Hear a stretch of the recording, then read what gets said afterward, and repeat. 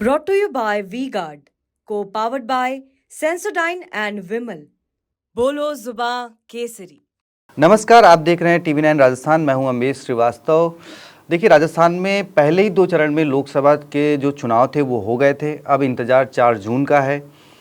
बड़ी दोनों ही दल, जगह एक कांग्रेस और एक बीजेपी जो कि प्रमुख दल हैं, दोनों ही दलों में 4 जून का बड़ी बेसब्री से इंतज़ार है, क्योंकि बीजेपी जहां अपनी हैट्रिक का दावा कर रही है, वहीं कांग्रेस इस बार दावा कर रही है कि वो बीजेपी से ज़्यादा सीटें इस बार जो है वो जीत दर्ज करेगी।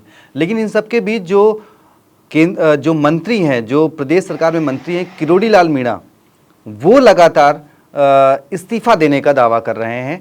क्यों? क्योंकि दौसा सीट जो है उस पर जो कन्हैयालाल मीणा जो उम्मीदवार हैं, अगर वो हारते हैं तो उनका कहना है कि वो इस्तीफा दे देंगे। ये अब तक जो पिछले 15-20 दिनों में चर्चा थी, लेकिन अब उन्होंने कहा है कि वो सिर्फ दौसा नहीं, प्रधानमंत्री जी ने उनको 7 सीटों की जिम्मेदारी दी है और अगर 7 सीटों में कहीं भी बीजेपी हारती है तो वो इस्तीफा दे देंगे। क्या कुछ मामला है, कौन सी वो सीटें हैं और क्यों ये बार बार इस्तीफे की बात कही जा रही है, ये सब चर्चा करेंगे। हमारे साथ हमारे executive producer Pushkar Chauhan sir हैं। सर, अब फिर उन्होंने जो 1 से बढ़कर 7 पर आ गए हैं, क्या कुछ मामला है, क्या कुछ जानकारी हो, कौन सी वो सीटें हो सकती है? सियासत की क्रोनोलॉजी समझिए। और इस दौर में 3 दिसंबर को सरकार बनने के बाद किरोड़ी लाल मीणा, आप पूरे चुनाव प्रचार के दौरान वो अपने को मुख्यमंत्री से नीचे के दावेदार से नीचे मान ही नहीं रहे थे। उनको तो ये लग रहा था कि वो मुख्यमंत्री हैं और कन्हैयालाल मीणा ने अभी 3-4 दिन पहले बयान दे दिया कि वो तो मुख्यमंत्री बनने वाले थे, लेकिन अब उनके चेहरे पे चुनाव नहीं लड़ा गया, इसलिए नहीं बन पाए और वो सचिन पायलट पर अटैक कर रहे थे। आप ये सोचिए, दौसा का लोकसभा उम्मीदवार बीजेपी का कह रहा है वो तो प्रदेश अध्यक्ष थे, वो क्यों नहीं बन पाए।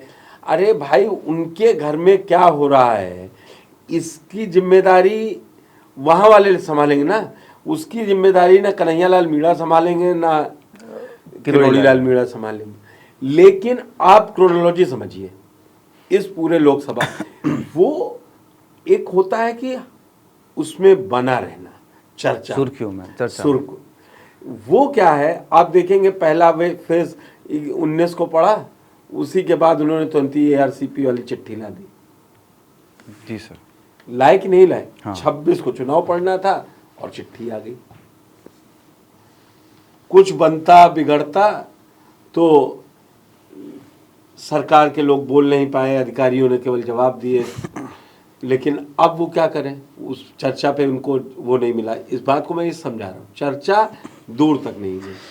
फिर आप जैसे खबर नवीसों ने कहा कि दौसा में अगर कांग्रेस जीती तो किरोड़ी लाल मीणा की बड़ी थू-थू होगी, क्योंकि वो वहाँ है। अब वो फिर आए, उन्होंने चुनाव खत्म हो गए, फिर आए, बोले अगर दौसा नहीं जीते तो हम इस्तीफा दे देंगे। अरे ना, अभी आपसे काम मांगा गया। आपको जिस सीट का जयपुर ग्रामीण का प्रभारी बनाया गया, आप उस सीट पर कहिए ना, हारे या जीते तो हम इस्तीफा दे देंगे। अब तो उन्होंने 7 बोल दिए, जब नाम 7 बोले, नाम नहीं बताएंगे, नाम नहीं वो बोले और 25 जो जीता है वही किरोड़ी लाल मीणा जीता है। लेकिन सर, जो मेरी टीम ने जो एक वो उनके प्रभाव वाली निकाली होंगी। मेरी टीम ने जो निकाला है वो 6 सीटें जो प्रबल प्रभाव वाली हैं और 1 सीट कोई और एक जोड़ ली जाए। उन्होंने तो खैर एक भी नहीं बताई, लेकिन हमारी टीम ने 6 निकाले, जिसमें दौसा, जयपुर ग्रामीण, टोंक सवाई माधोपुर, अलवर, भरतपुर और धौलपुर करौली। ये 6 सीटें हमारी टीम ने जो अब तक काम किया है। आप मुझे बताइए, धौलपुर करौली से चलते हैं आपकी, वो मीणा की वजह से जीतेंगे क्या? धौलपुर करौली सीट अगर जीतती है भाजपा तो किसकी वजह से जीतेगी? वहां पे मोदी जी ने भी प्रचार किया था। यही है, आप चर्चा में बने रहिए। मैं वही क्रोनोलॉजी, 4 दिन पहले कन्हैयालाल मीणा उनको मुख्यमंत्री पद का बनाया, फिर बाद में उसको लीपापोती भी करते हैं, नहीं वो तो उनके चेहरे पे नहीं लड़ा गया था। ये आपको दर्शा रहा है कि आप किसी जल्दबाजी में, पार्टी किसी जल्दबाजी में नहीं, कोई बयान, कोई इसका लोड, अगर हमारे आप चर्चा वाली बात है, कोई लोड ले नहीं रखा। बोले बड़े उम्र दराज मंत्री हैं यार, उनका सम्मान कीजिए, जो बोल दिया सो बोल दिया, ठीक है। कोई वहाँ लोड लिया जा रहा है क्या? अगर उनको 7 सीटों का प्रभार दिया गया, मोदी जी ने किसी दिन मंच से कहा मैंने किरोड़ी लाल मीणा जी को जिम्मेदारी दे रखी है ये? लेकिन सर एक चीज़, क्योंकि आपने ये बात कही मोदी जी ने जिम्मेदारी रखी, तो मोदी जी ने तो एक मंच से कहा था कि भाई जो बुजुर्ग नेता हैं, जो बुजुर्ग लोग हैं, वो बार बार हर जगह भागने का प्रयास ना करें, अपने स्वास्थ्य का ख्याल रखें इस गर्मी के मौसम में। वही था, उसी पे मैं आ रहा था। कन्हैयालाल मीणा ने कहा और उन्होंने भी कहा कि धोखा नहीं दूंगा ना पार्टी को ना मोदी जी को। कन्हैयालाल मीणा बोले कि मोदी जी उन्हें व्यक्तिगत रूप से जानते।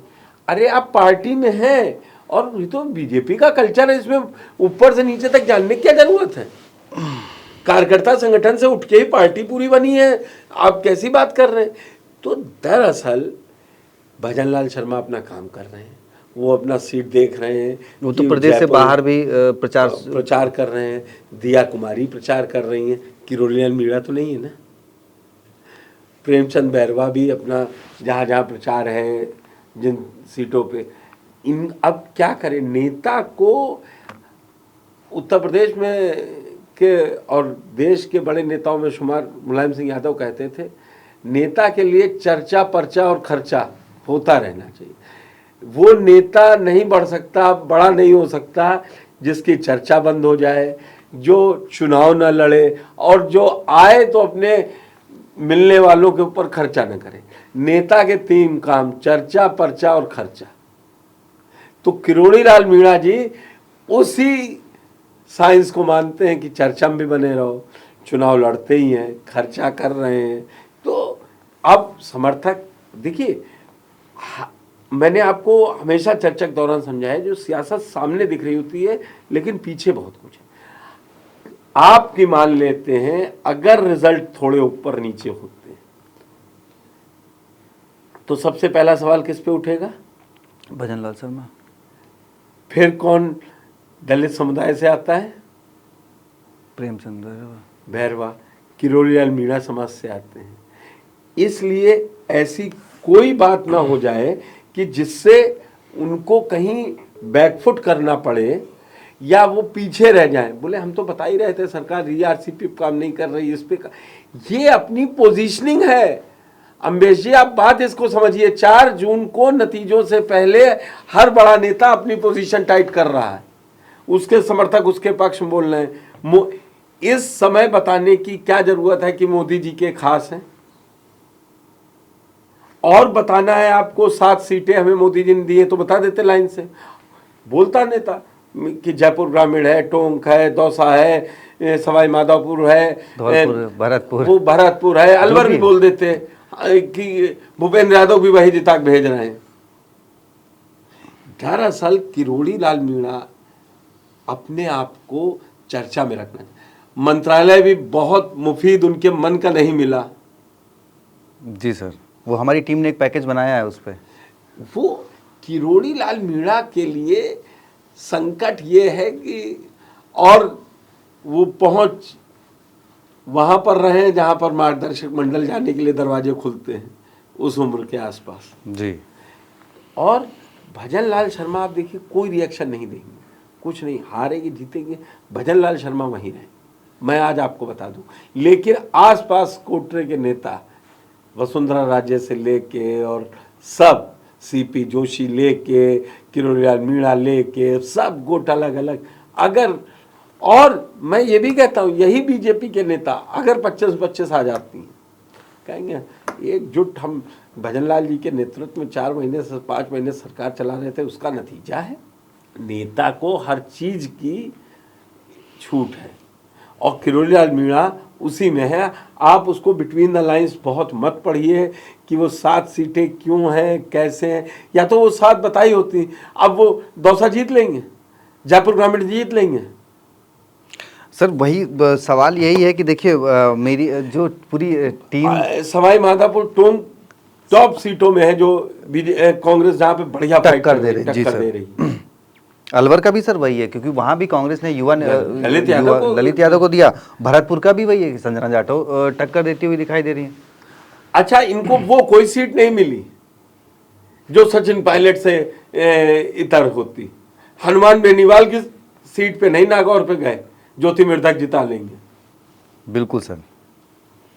हाँ, बाढ़ में बिल्कुल सर, आपने तो वही बात कही। हम जो बाढ़ 7 में- सीटें सचिन पायलट वाली चर्चा करते हैं, तो जो कि सचिन पायलट जहां सचिन पायलट ने टिकट दिलाया है, लगभग वही सारी वही सीटें। वो बाड़मेर जैसलमेर का दावा नहीं करेंगे, वो दुष्यंत सिंह की सीट पर दावा नहीं करेंगे। दरअसल नेताओं को चर्चा में बहुत रहने का शौक होता है, इसलिए ये सारा मसला है। चलिए अब देखते हैं इन 7 सीटों का। भाई 6 सीटें हमारे पास आई हैं, 7वीं सीट अरे आप वो एक भी तो बोले। दौसा इसलिए मैं रख लेता हूं क्योंकि वो पहले क्रोनोलॉजी में बोल चुके हैं कि दौसा हारे तो इस्तीफा दे दें। वो तो प्रचार के दौरान बाद में वो कहें कि दौसा मुझे प्रधानमंत्री ने दी नहीं थी, और दौसा हार जाए तो बताएं वो हम 7 सीटों में काम करे थे। नेता अपने बयान को हर तरीके से डिफेंड कर लेगा। चलिए सर, देखते हैं, हमारे दर्शकों को भी इंतज़ार रहेगा कि वो 4 जून का 7 सीटें, ये दौसा, जयपुर ग्रामीण, टोंक सवाई माधोपुर, अलवर, भरतपुर, धौलपुर, करौली, साथ में कोई एक और सीट जहां पर बाबा का जोर रहता है, उन 7 सीटों का नतीजे क्या रहते हैं। आप भी इंतज़ार करिए, हम भी इंतज़ार करते हैं, और इस्तीफे पर क्या कुछ होगा वो भी आपको बताएंगे 4 जून को सबसे पहले, क्योंकि मेरे ख्याल से 3-4 बजे तक नतीजे आ जाएंगे। नहीं, 12 बजे तक, 1 बजे तक क्लियर हो जाएगा कि स्विंग किधर है। चलिए उसके बाद फिर इंतज़ार करते हैं, और बाकी जो भी इस पे अपडेट्स होगा वो आपको ज़रूर बताएंगे। और एक खबर इसमें जो अभी सर ने, क्योंकि वो जानकारी दे दी है कि सचिन पायलट वाली सीटों पर कैसे है, तो वो समीकरण पर भी आपको बताएंगे, चर्चा करेंगे। तो उसके लिए इंतजार करिए, चैनल को फॉलो जरूर कर लीजिए, सब्सक्राइब जरूर कर लीजिए। जो हमारे नए यूज़र्स हैं वो सब्सक्राइब कर लें, जो पुराने हैं वो शेयर कर दें, और अपने लोगों से कहें कि भाई इंतज़ार करें, वो 7 वर्सेस 7 में जो भी है वो अपडेट आपको जरूर लेकर आएंगे। धन्यवाद। Brought to you by V-Guard, co-powered by Sensodyne and Vimal. Bolo Zuba Kesari.